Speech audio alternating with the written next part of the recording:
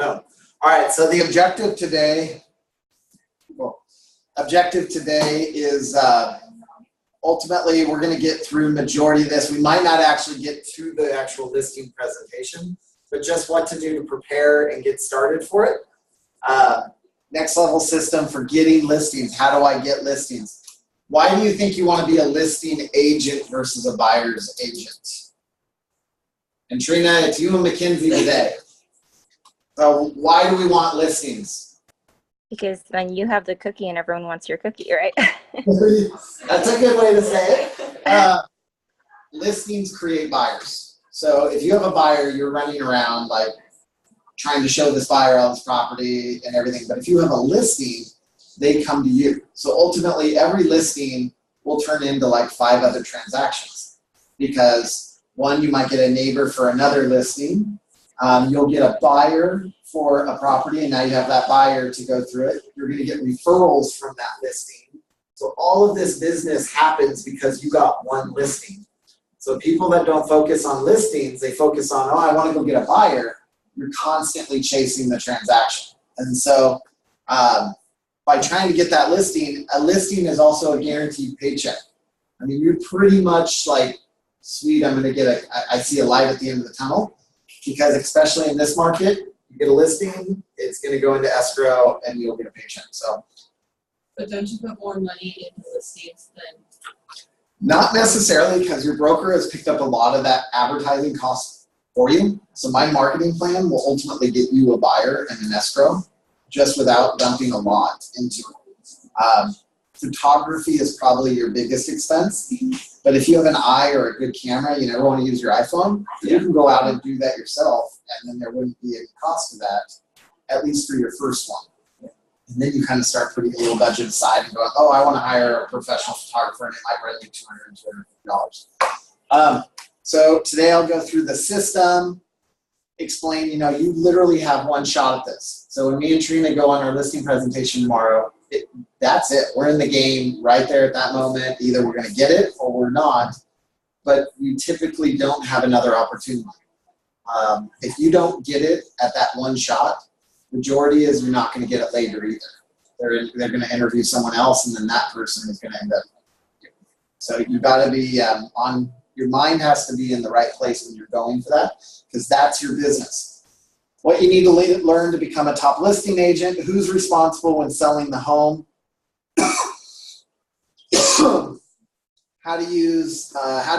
how and when to use your listing presentation. So when you're going on a listing, you're actually going to have a little presentation that talks about what you do to service your clients. So we'll just jump right down into it. So the objective today, at the conclusion of this lesson, you'll have the tools to make an effective listing presentation, secure the listing, and share what HREG has to offer when you're going on that listing presentation. Because at the end of the day, the seller cares about how are you going to bring me a buyer? How are you going to sell my house? That's all they care about. All right, this is all congratulations, yada, yada, yada. What do you do in real estate is simple, but it's very hard. The scripts and the systems that we use to learn help master it, but at the end of the day, you're going to create your own flow and like what to do. It's hard to find the time to practice and make a commitment. It's hard to, you don't want to make the mistakes when you're at the presentation, so it's better to role play and do all the stuff here, because when you're at that listing presentation, you have to come across as confident and knowledgeable, and I know exactly what I'm doing, even if it's your first one. Experience has shown that if you do what's hard right now, your life will be a lot easier. So if you want your life to be easier, take the time to invest in your business and get the education.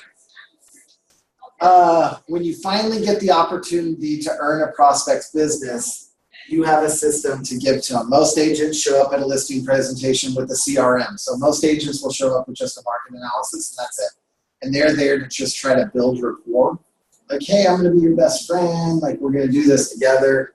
You're going to not only build rapport, but to have your system in place to show them what you do to market as well. Blah, blah, blah.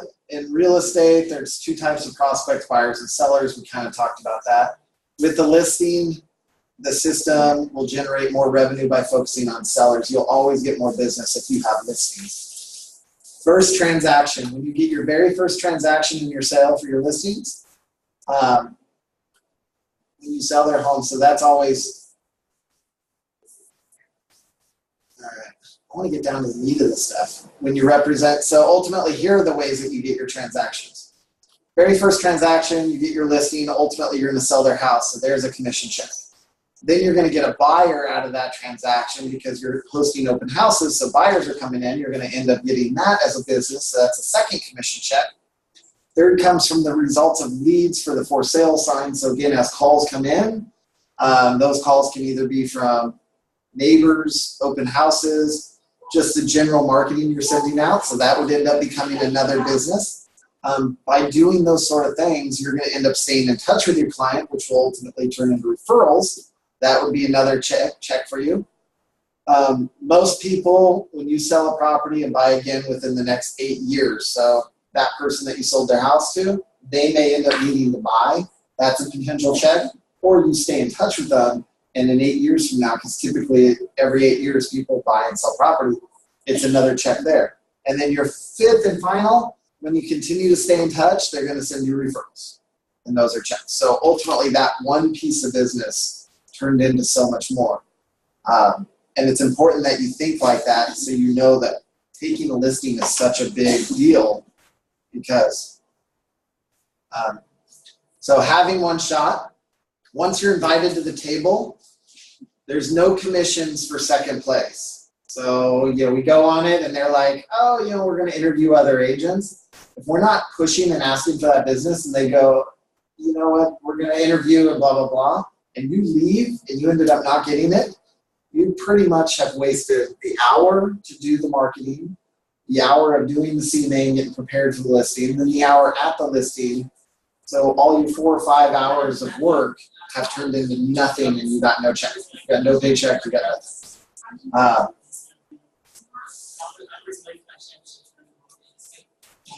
Imagine going to me, okay, so horse race, yada, yada. Memorize the materials. So memorizing materials and scripts is a good way to start. What is one of the first things you did is, okay, well, why you learned your ABCs. So ultimately having the scripts, so on the back end of Hubbell, going through the scripts that are in here on listing presentation is a good way to just start doing muscle memory and start practicing. A listing conversation is not a presentation. So keep that in mind when you're at the table and you're talking with a client. You're trying to go through your presentation, but it can't feel like a presentation. So you're asking the right questions and it's just kind of flowing in your conversation. But ultimately the slides that you have will kind of fit in the conversation that you're talking. You want to make sure you go through all of those. A listing is a conversation, not a presentation. It's a buyer-focused system. So write that down, buyer-focused system. Because all the seller needs is a buyer. So that's all they care about when they're talking to you is how can you bring a buyer to this property? So you have to emphasize when you're talking to the seller, my system is a buyer-focused system. It's not about me. How can I do exposure to get buyers?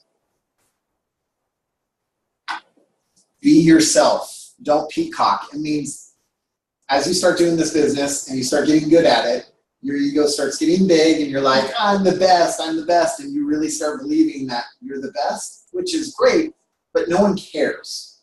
The sellers don't care that you've done a lot of transactions. They care about how are you going to do my transaction. So focus on their needs, not show off about yourself.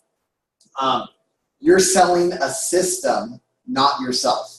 So this is what my system does, and my system has results, and those results can ultimately end up in a sale for you. I know my system, and so therefore I'm a master of the system, but it's not about me at all. And then always ask questions. So as a salesperson, the more information you get, the better you can understand how to service them. A buyer-focused system in this industry, real estate, we only deal with 2 types of clients, either sellers or buyers. When you're representing a seller, Your focus needs to be on what their needs are. Your seller only needs one thing. They need a buyer. We're going to show them how to present to a seller the focus of the system that will ultimately become a powerful listing agent. So how does my system get a lot of buyers? That is what we will focus on. Okay, so I went through this. Don't peacock. You're not selling yourself. You're selling the system and then asking questions. So who is responsible for selling a home? At the end of the day, our job is to market a home. The seller is the one that makes the decision on whether they want to sell to that buyer or not. Our job is to make massive exposure to get buyers to write offers. And at the end of the day, the seller is the one that makes the decision on if they want to sell the home to that buyer. So if you present it that way when you're sitting at the table and the seller's like, what are you going to do to sell my house? I'm not selling your house, I'm marketing your house. My job is to get as much exposure to get buyers to come in to look at your property so they can present an offer to you. You will make the decision on whether or not you sell your house. So when you ask me, what do I do to sell? I'll show you what I do to market, but you are making the decision on if you sell. It takes the pressure off yourself where they're looking at you going, you're making all these decisions. Like, no, this is your house. I represent you and I'm going to give you advice, but at the end of the day, you're making the decision. Your job is not to sell the property, but to expose it in the marketplace. Let's look at what causes a home to sell. There are really only 4 major factors why a buyer will purchase a home. Number 1, a buyer will purchase if it's priced right. Obviously, if you're priced under market, you're going to have more buyers because people are going to see value in that. Buyers look at location, they look at condition, and then the marketing of the property. So these are 4 major causes to determine whether a home will sell. And 3 of those causes you have absolutely no control over. You have no control over the price. Mr. Seller, you're going to want to set the price at whatever you want. Mr. Buyer is going to want to pay what they're going to be willing to pay. There's nothing I can do that determines the price. At the end of the day, the buyer's going to make an offer and you're going to decide whether or not it's going to work for you or not. That's it. I can put that price out there, but I have no control of what the buyer is going to offer versus what you're going to accept. I have no control over location. The house is what it is. You bought it, so you pick the location. The condition, the only control I have is, are you willing to change the condition of the property? You might not be willing to, and at the end of the day, that's not my control. You have to make that choice. What I do have control over is marketing. I can market all day long, and then let me show you what I do to market right now. Okay, so marketing, I'll jump right into that. So this is the only area you have control over. Marketing your homes is my responsibility. That's 100% on me. So when a client goes, what do? I market. It's very important to understand that your job is to market, not to sell. Your job is to expose to the marketplace. The marketplace will determine the value of the home. Again, we can throw a price out there, and if we are so off on our price, we're not going to get showings, which means we're not going to get offers. So when I'm talking to a client, it's, this is my recommendation for price based on stats. These are the statistics in the marketplace. There's a home down the street that's sold. There's this home over here that's sold. The neighborhood over there is selling. This is what the market is allowing right now. There's 3 ways to price a house. You can price it under market and see if you get like a bidding war, which ultimately will bring the price back up and the market will correct. You can price it at market and there's no advantage or disadvantage. And then you're talking about, well, on average, this is the average days on market. So if you market this way and you put your price in the average price range, then you should see average results around this many days on market. Or you can try to set the market, which means we have no statistical data to support your price because no homes have sold in that, so you would be the first. There could be a disadvantage where it sits on the market longer. Or if we're so overpriced because we're trying to set it, we're ultimately going to have to correct ourselves and bring our price back down. And then I ask the seller, what would you like to do? How do you want me to approach my marketing? Do you want to try to set the market? Do you want to try to stay within the average? Or do we want to try to market under to see if we get a bidding war? And again, that takes the pressure off of me to tell them what their house is going to sell for. It's how would you like me to market your house? And then if they go, well, of course I want to get top dollar, I understand that. What do you feel your top dollar range is? And I can tell them, like, here's my number. I know exactly what I feel what the stats are telling me. Where's your number? Well, my number is way over here. Okay, well, if we price it way over there, then we're going to try to create the market. And if that doesn't happen in the first 30 days, what do you think happens after 30 days if we don't sell? So we start looking stale.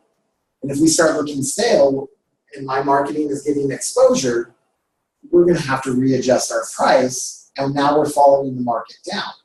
So it's important that the price is always within, it's about a 1% range. You're always trying to get your client to be 1% of what the statistics are. So if most houses are selling for $500,000, then if he wants to push you to 505, you're fine. If he wants to push you to 550, that's when you're trying to lean back on it. Like, you're too aggressive. You're going to end up being stale on the market. And we're going to have to readjust. And then the buyers are going to have the perception of what's wrong with your house. And that's probably not the perception that we want to give away. A 1 to 2% range. If the house is worth $500 and you're in the 1 to 2%, you take the listing all day long. Because 1 to 2% is workable no matter what. Like, you might get a $490 offer and you negotiate up to $505 and he was trying to get $510. That was a negotiable number. So 1 to 2% is totally safe. It's good to do your research, obviously, before you go on the presentation. And you're going to have a market analysis. It's called a Cloud CMA. It's a free service on the Matrix. When you log into the Matrix, that's our MLS, there's a little button that says Cloud CMA, and you're going to create a market analysis. I'm kind of getting off topic, but I think it'll end up catching up with me anyway because I'm on a good topic right now. So you're going to get a ballpark feel of the neighborhood before you go. And you're going to have that printed and you're going to feel good about it and you're going to have a good range of what you're going to sell the house for. I never put a price on my CMA. I put a range. I say your range is what most buyers are going to make offers for. This is not what the house is going to sell for. This is what buyers are going to make offers for. You're going to determine whether or not you accept an offer. This is the ballpark I feel the buyers are going to submit offers. What is the ballpark that you're thinking you're willing to sell for? And then we're seeing if we're within our 1 to 2% range. And if we are, then I don't care that the seller sets the price.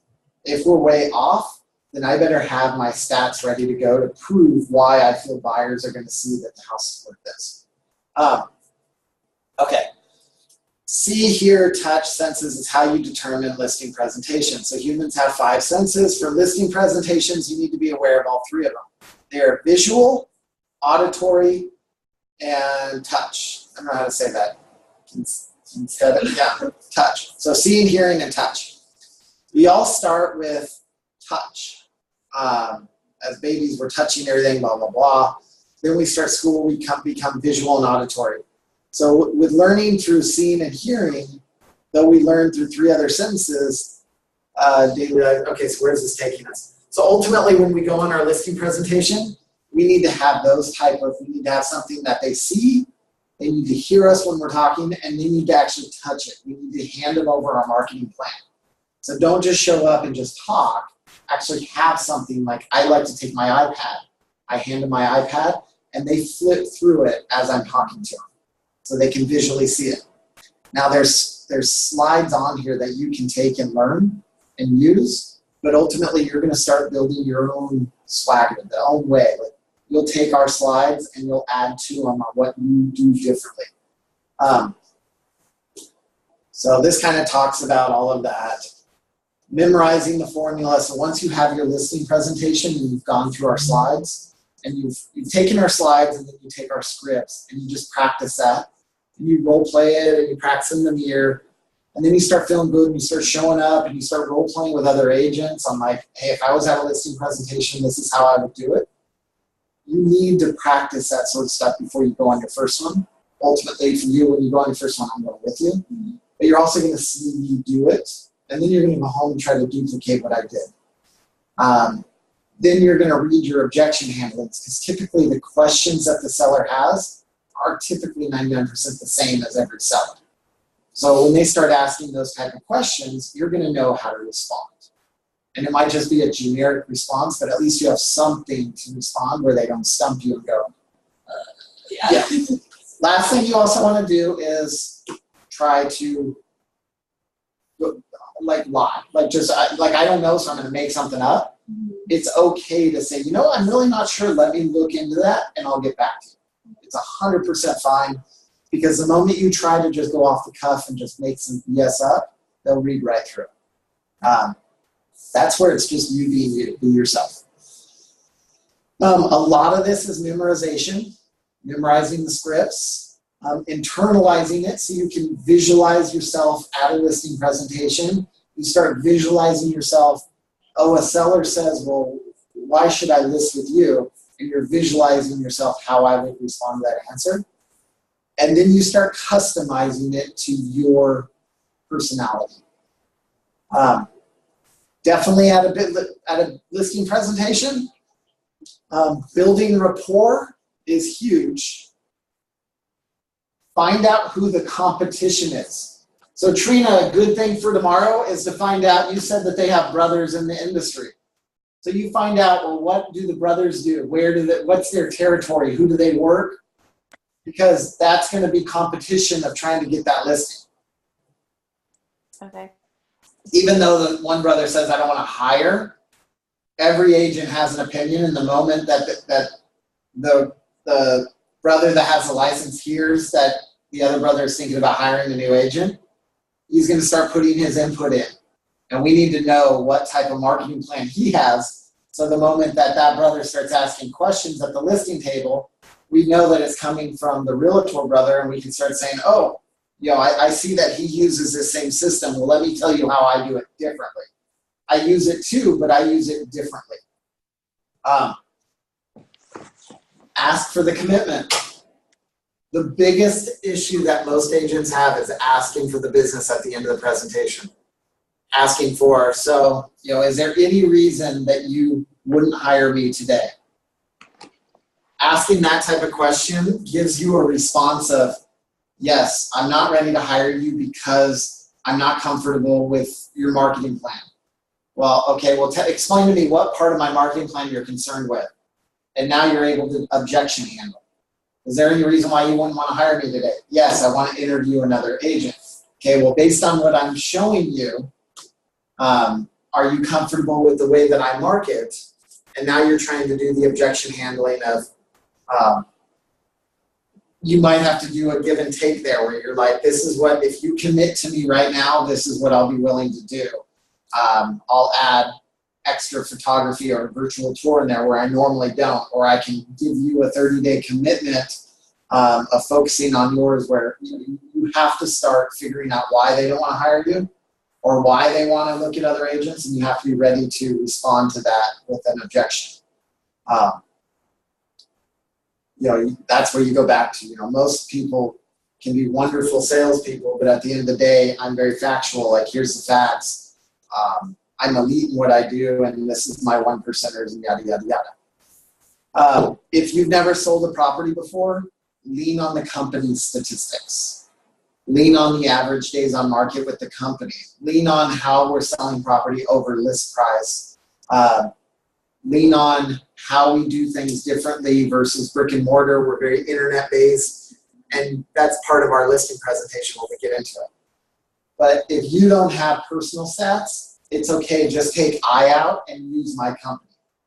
The company I work for does business like this, blah, blah, blah, blah, blah. And this is how I'm being taught, and this is what my team does. And you lean on a team a lot.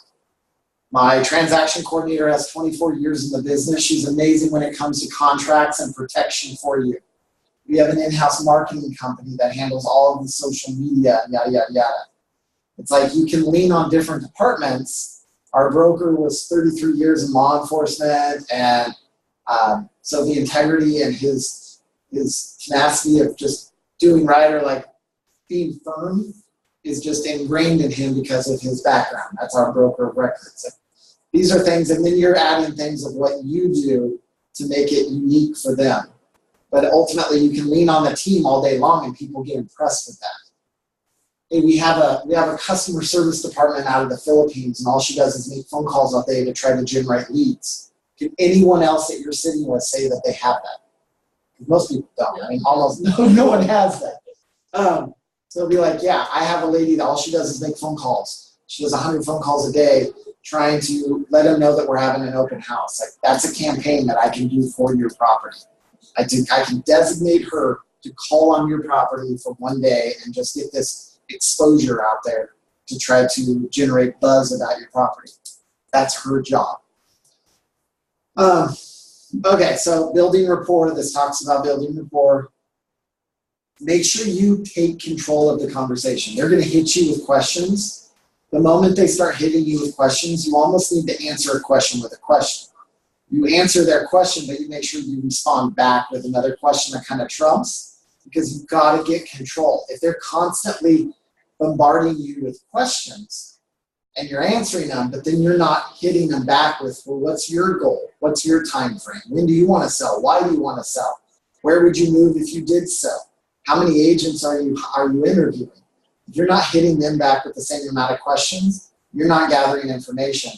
They're getting the information, which means they're in control. And at the end of it, you've built zero rapport with them, and they're going to go, wonderful, we have everything we need. Thank you for your time. Goodbye. And it's going to be all over again. So if you start feeling the conversation shifting where you don't have the control, you need to start figuring out, how can I get that? Because I can't, without the control, you can't go to the close. Because if you try to go to the close without control, they're going to shut you down. They're going to say, they've been answering all the questions, they've been asking all of them. That means that they'll hire you when they're ready. They're not impressed. They're just moving on. So, how do you take back control? How do you take back control is the very same way you lost it. You make statements and you ask other questions. So, Mr. Seller, have you done any home improvements to the house since you purchased it? Literally, have some of these questions ready to go. So if you start feeling like you've lost control, wherever the conversation is, you stop. You take a step back, and then you come forward with, so Mr. Seller, I know we were talking about commissions and this and that, but let me ask you this. Have you done any improvements to the house? And now you've changed topic, and now you're in control about this topic. And then they go into, yeah, we've remodeled, or no, we haven't. So when we sell this home, this is another one. And so ultimately that opens up a whole nother topic that you can run with. Another one is, so when you sell this home, where are you looking to move to? Whatever conversation you're having, you can ask that question, and that stops where you lost the control, and now you started a new conversation. So where are you headed? Great, so how long are you looking to move? When are you looking to move? 30 days. Okay, so we need, now in your head you're going, they want to move in 30 days. We have to be aggressive on our pricing and our marketing. So in my head, if they're telling me 30 days, I better come across that my marketing plan is aggressive, and I better start planting seeds that their price needs to be aggressive, because the average days on market are 60. So if we want to be above average, we need to have something appealing to the marketplace. So explain to me, so Mr. Buyer, Mr. Seller, if you want to sell in 30 days and the average sale price or the average days on market is 60, why do you feel your house is going to sell quicker? What is it about your house that's different to the houses in the neighborhood? That's a question that they're going to give you the answer. They're going to say that I love my kitchen. I love my landscaping.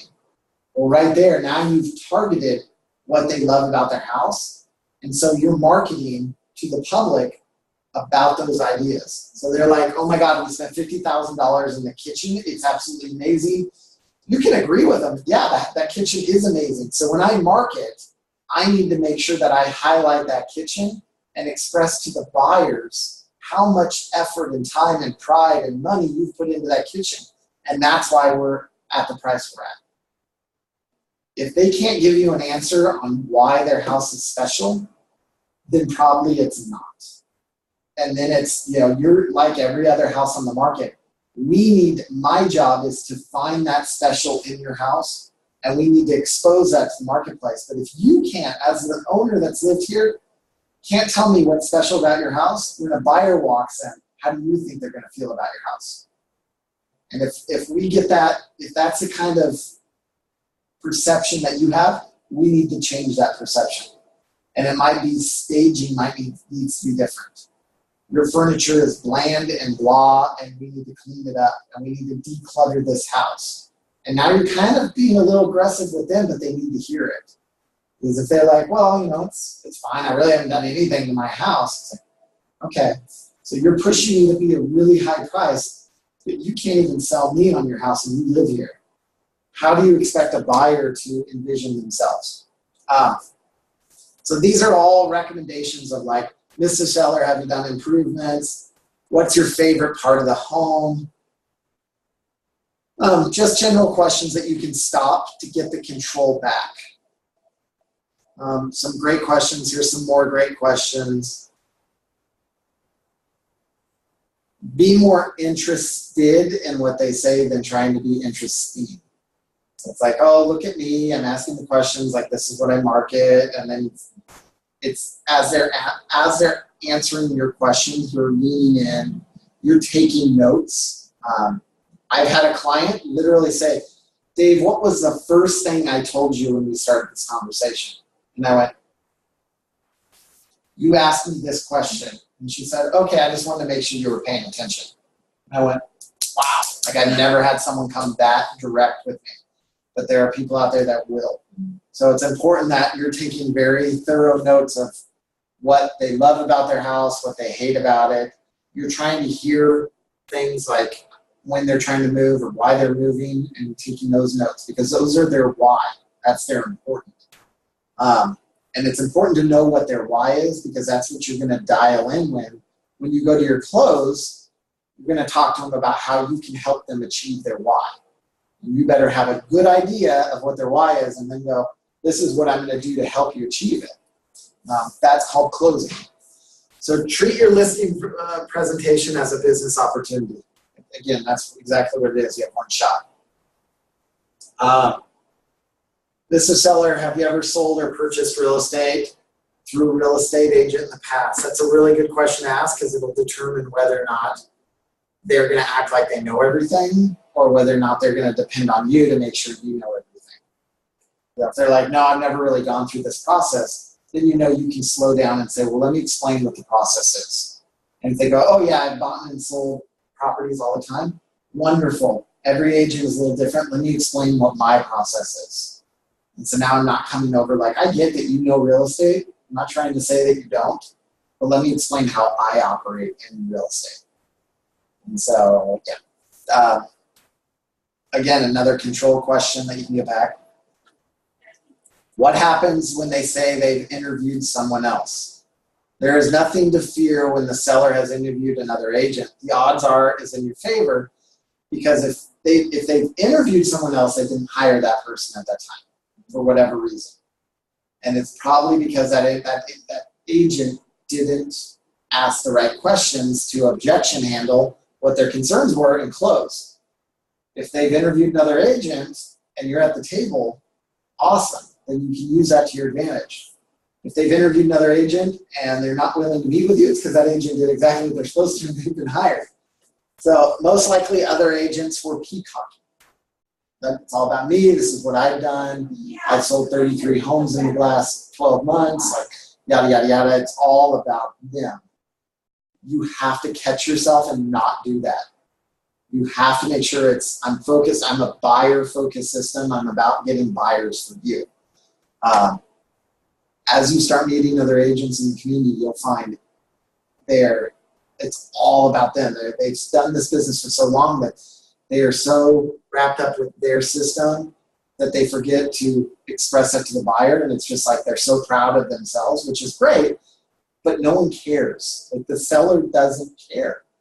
The odds are that's good for you. Talking more about themselves or their company than the needs of the seller. So again, it's great to talk about what the company is doing or the stats of the company. You have to make sure you bring it back to this is how it's going to help you.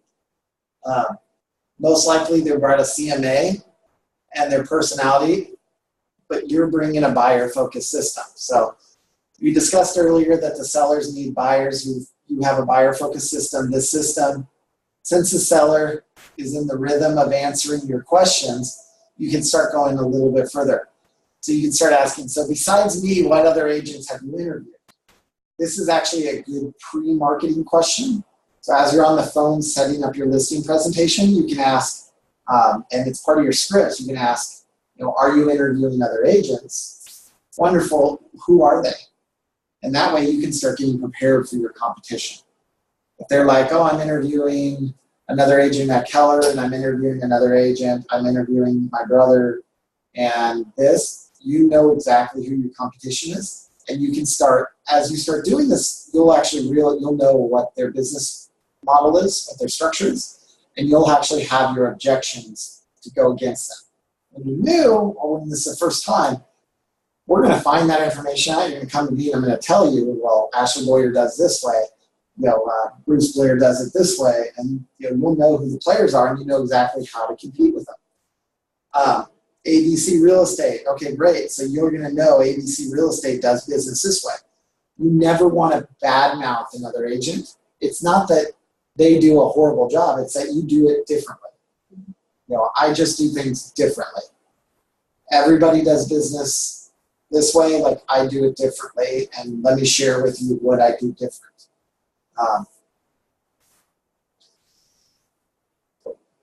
When you're done with your presentation, asking for a commitment. So like I said with Trina, when she's going to confirm this listing presentation tonight, she's going to ask them, so if I blow your socks off, when I blow your socks off, watch the word if, when I knock it out of the park and I am able to handle every objection you have, and I'm able to show you exactly why my buyer-focused system is going to just kill it for you, are you ready to give a commitment? Are all the signing parties going to be there? Because I want to know that if I do well for you tomorrow and I answer all your questions, that we're going to be able to bring and do a listing. If they say no, you can start asking questions. Well, you are wanting to sell your house. You do want to hire someone to do it. So really the question is who you're going to hire. So if you decide that you want to hire me tomorrow, are you going to be ready to sign and hire me? What day are you, what's your time frame of trying to make this come together? Ultimately, you're going to come prepared. You're going to bring a listing with you, a contract. You're going to bring your CMA. You're going to have your contract ready to go. You really need a perfect example. Laura thought she had one in the bag. Friend, San Luis. She's been working with them. Another agent got in there, got the listing, and the client went, honestly, one thing led to another, and all of a sudden I'm signing the listing, and I'm now listed with that agent in Norway. He didn't even give me an opportunity to have a presentation. Son of a gun.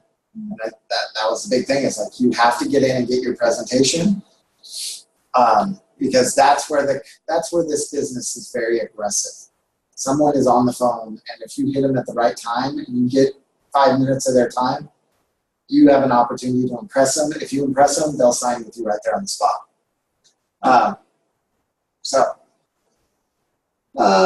Mr. Seller, what do you think of my real estate company? Do you have, or what do you think a real estate company can do to get you the most money of your home? So a question like that is going to be an open-ended question to find out what do they expect from marketing. So Mr. Seller, what do you think a real estate company can do to get the most money for your home? That's a leading question. Well, I think they need to advertise in the newspaper, and they need to get on the internet, and they need to host open houses. So right there, those three responses, you're making a mental note or whatever, but you're going, this is important to him, so I need to make sure I do, this is the bare minimum. I have to do these things. So if he says newspaper is important, it might not be part of your marketing campaign, but you go, for this client, I have to do it. because that's what they expect in order to get most money for their home. They want to see newspaper. Not a problem. And then it's, well, let me build off of that and show you what else I do. So that newspaper thing can be the very last arsenal that says, guess what?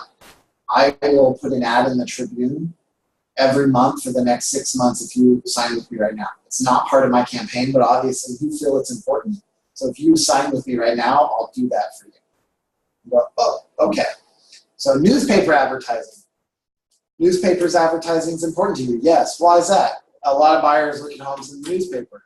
The answer is buyers, is your decision going to be based on a real estate company that exposes a lot in the newspaper?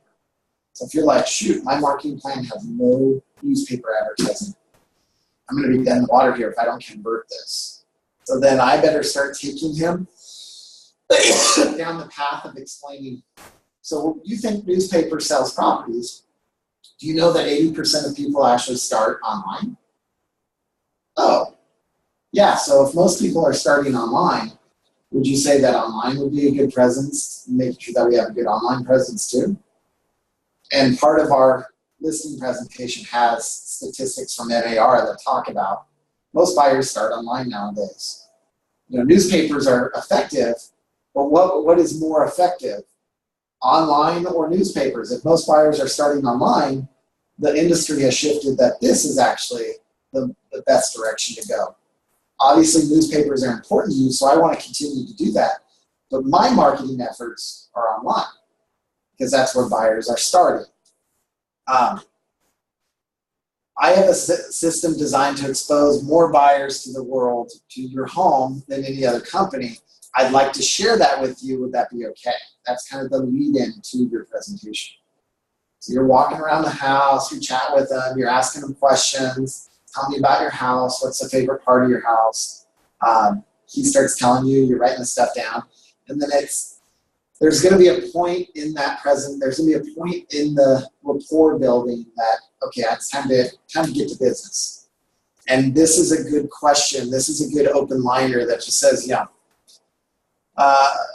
where'd it go? You know, I have a system designed to expose your house to more buyers than most any real estate company in the industry. Would you like to, could I share that with you, what I do to expose buyers? I hate the word presentation, but as I'm pulling my iPad out, I'm like, yes, it's a presentation. It's a little cheesy, but you know what? It'll get the point across with what I do. And it's going to take about 15 minutes to get, hey, Paul. And they usually are like, oh, no, that's great. And then I say, great, here's my iPad. Go ahead and swipe as I'm talking because I put it in their hands so that they can see it.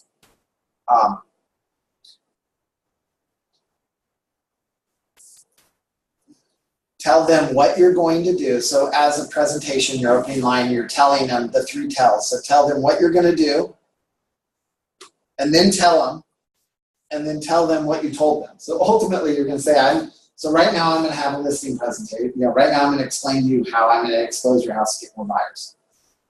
Then we explain how I'm going to get more buyers. So what I just did is it showed you how I got more buyers.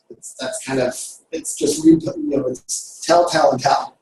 And then you go into the close. And that's after you've recapped everything to market their house to potential buyers. So sellers, do you see how my system can expose your home to more buyers than any other real estate company? If they say yes, you're golden. If you're like, so, I mean, it's good, right? You know, this is where the goal is to ask them, like, do you see how I'm going to expose to the more buyers? Me being me is going, pretty impressive, right? You know, you can see how my system rocks. Like, that's me as my personality. That's where you'll start getting your own swagger, your own flow on how you close. But I'm like, yeah, pretty impressive, right? And I'm shaking my head, yes. And they're starting to agree. They're like, yeah. I was impressed when I talked to you on the phone. You just nailed it. I said, great. So any reasons why you wouldn't want to hire me today? And they go, no, great. Let me grab the contract. This is the contract. Let's get started. I mean, that exact scenario just happened on the last listing I got. Like I said, pretty impressive, right? And he goes, honestly, when I talked to you on the phone, if you're half as good as what you sounded like on the phone, we were ready to hire you when you showed up. I said, cool. So let me grab the contract. Do you have any questions for me? let's go through this contract. And I stopped right there. The moment that he said, no, I'm impressed, then I went right to contract. If the moment I said, pretty impressive, right? He goes, yeah, I've heard this before. Okay, I can't go to the close. I can't go, great, are you ready to hire me? Because his response was no. I've heard it all before. We were expecting more, like stuff like that. If I start getting responses like that, it means I got to keep digging deeper and explain to them. They're missing something in what I'm doing, or they're expecting something more, and I don't know what that is, so I got to keep digging to figure out what that is. I really wanted to see more with paper advertising. I really wanted to see more with, honestly, I haven't had this response in so long. Because once you get through the listing presentation, it is pretty darn powerful. And when you have the little things like selling in the Philippines and this, like it's just the cherry on top that most people never hear. But ultimately, whatever their concerns are, you have to address them. And once you address, you say, well, let me, okay, so you wanted more newspaper ads, blah, blah, blah. So if I do more newspaper ads, that would be pretty impressive, right? And you're trying to ask questions like, right? That gets them to say yes. And by getting them to say yes, it means, okay, so now that I've been able to answer a lot of your questions, there shouldn't be any reason not to hire me, correct? I'm ready to hire you. Remember, this is rapport building stage, that listing presentation. So again, when I'm asking questions like, yeah, that was pretty impressive, right? I mean, that's pretty cool. That's me still being me where we're building rapport. They're seeing my personality and they're like, this guy's kind of fun. I want to do business with them. Like, that's the rapport building that's happening as well. This kind of goes through everything, yada, yada, yada. Reality check. The reality in our business is that anyone can succeed, but most don't. Can any other agent offer similar services that you do? Yes. The answer is yes. Most of them don't, or they don't explain it correctly. The magic to the system is your presentation. The difference between you and the other agent is you. I mean, you are what's selling the system. Everybody can offer the same stuff, whether they want to spend the money or not. But how you present it is you being you and how you do business with other agents. And part of them hiring you is because of that reason. So if you're very timid or just like quiet and they're wanting an aggressive person, that's not going to be a fit for them. If you're too aggressive where they're like, oh my God, this guy is arrogant, that's not going to be a good fit for them. And so ultimately you're trying to figure out who that personality is, what type of agent, what's important to them when hiring an agent. And you're going to make sure that, can I fit that mold? Does my personality fit that mold? And if it doesn't, why would my personality be better for the job than the personality they think is a good personality? Okay, objection handling. I mean, it goes down to scripts. You've got to read your scripts and get your objection handling. There are always going to be objections. Objections are not negative. Objections are not no's. Objections are their why, and you need to figure out what their why is. And they're telling you when they're giving you their objection. They're telling you their problem. The probability of an objection is a direct proportion to the value of the listing presentation. So if you find yourself going on a lot of listing presentations and you're getting the same objections, then it's actually your presentation that needs to be fixed, because somewhere in that presentation, buyers are unconnecting with you. As a new agent and even an experienced agent, you can talk to any of the agents. Everybody role plays their listing presentation because everybody is sharpening their tools. Whether it's at home, whether it's with their dog, their cat, their neighbor, their parents, their friends. My wife is so done listening to listing presentations, but every time I'm like, you need to give me a different objection. Like, I just, give me something. I want you to be mean on this one, because it will happen. And when it happens, if you stumble, then they see that, and that ultimately they lose faith in that you can handle yourself. What will there be responses? Very common is the other agent said they'd do it for less. Very, very common response. I need as much money from the sale to buy my next home. I need to get as much money as I can out of this home. I want to pay off my bills when I sell this home. It's important that you're able to handle the very common objections. The other agent said I could do it for less. Well, if you knew what your competition is, then you're going to know what their marketing plan is. And say, Mr. Buyer and Seller, the goal here is to try to get as most exposure as possible. If you're paying less, have you ever heard the thing, you get what you pay for? If they're collecting less money, that means that they're not able to put as much money into their marketing, which means they're not able to expose it to the same marketplace that I can. So if I'm able to expose it to a bigger marketplace, who has a better chance of getting that one buyer to come in and offer the offer that you want? So do you understand, by you paying a little more, you're getting more in return? And here's what I pay, here's my systems. There's cost of doing business.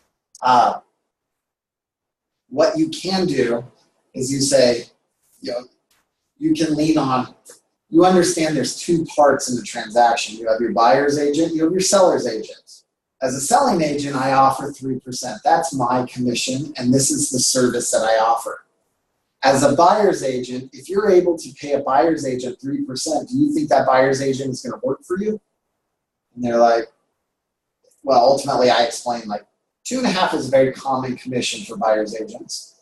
A 3% is over the top.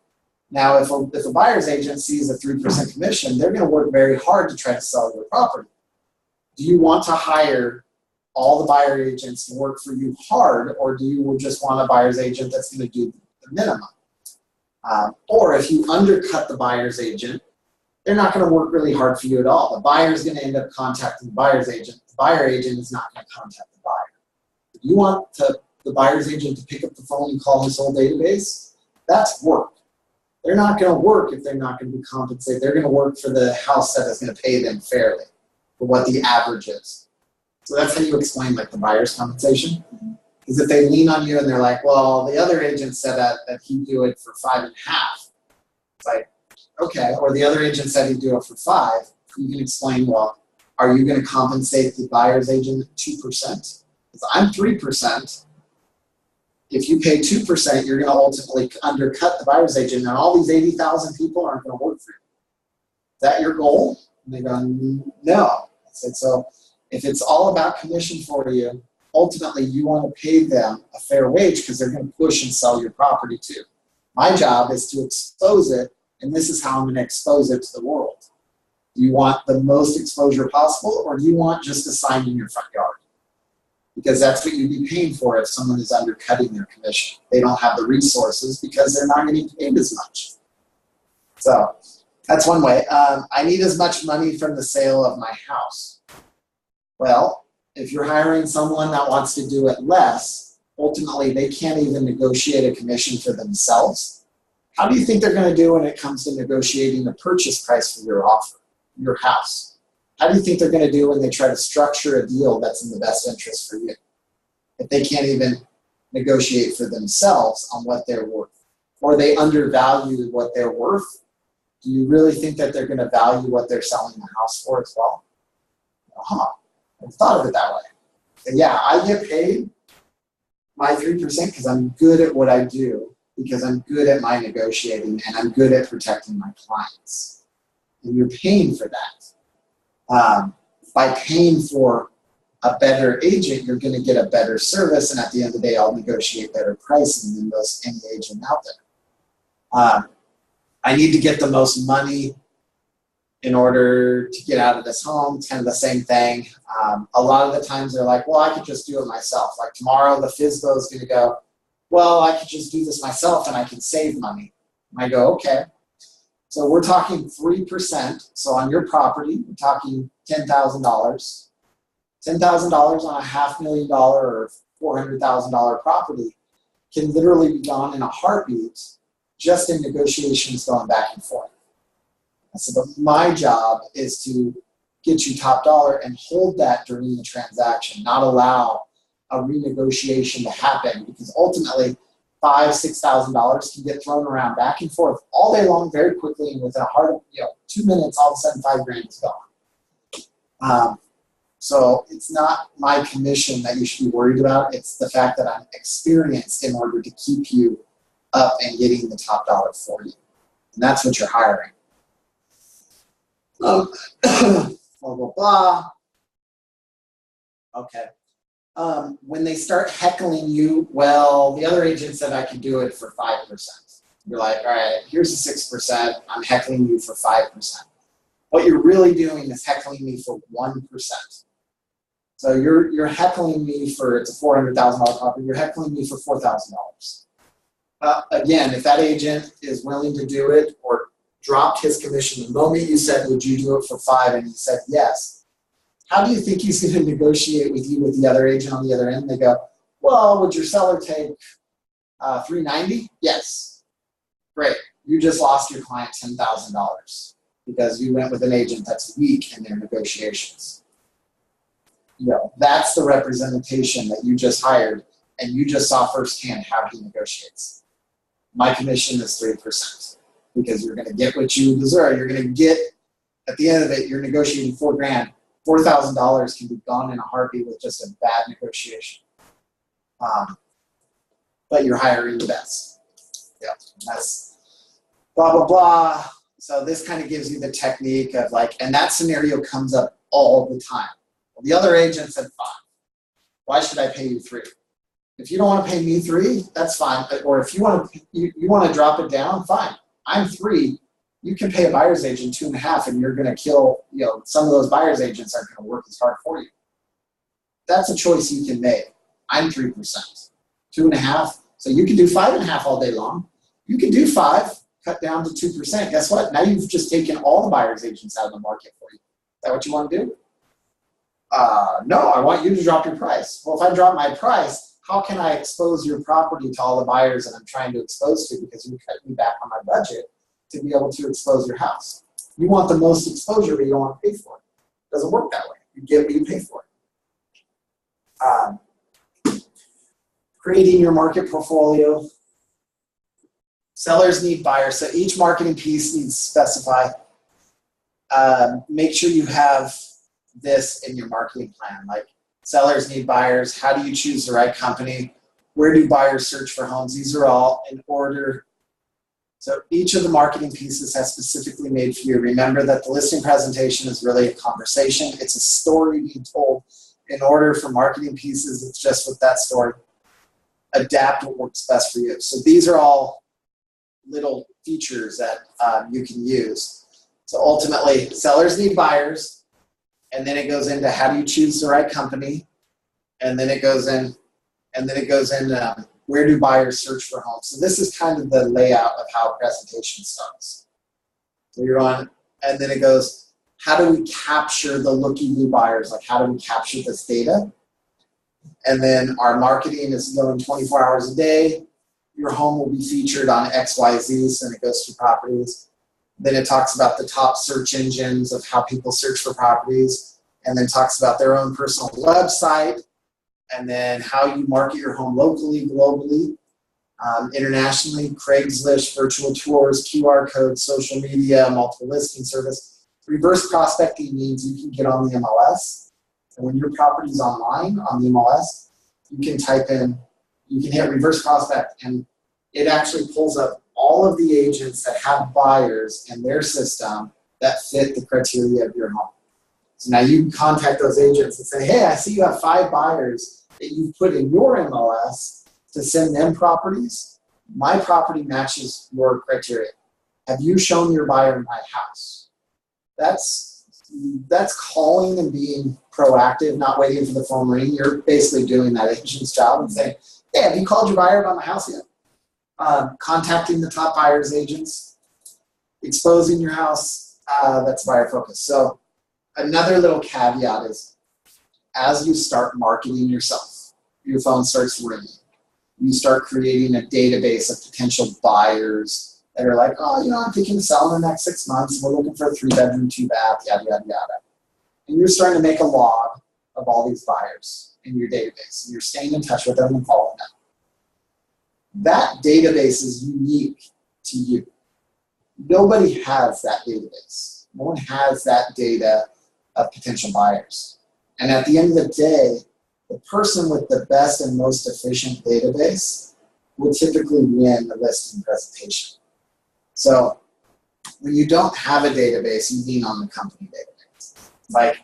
And you lean on, in your presentation, you talk about how the leads, all the leads come in, and then they go into a distribution list, and then that distribution list goes out to the agents, and from there it goes into a database. And you're selling the fact that you have access to that database. And you're like, at the end of the day, I actually go through my database and we contact the buyers that fit for your home, and we start there. When we market to that, and every time we get a listing, we constantly are building our database because we're constantly getting new leads coming in. So, I constantly have people coming across my desk asking me about properties and things of that nature. That's part of our exposure as a company.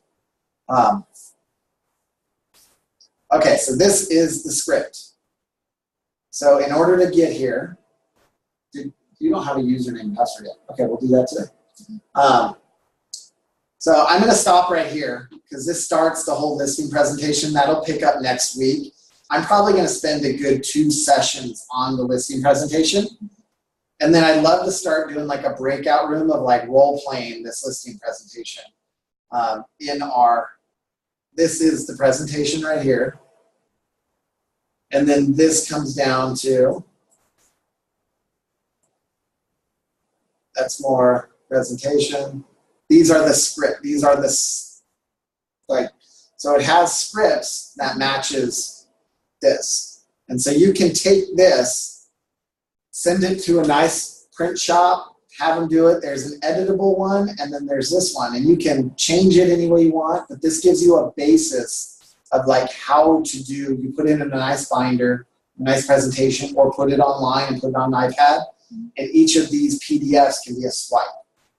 Or you do the old-fashioned with the notepad, a booklet. But you need to come with a listing presentation. So ultimately, you would print this out and you would practice this.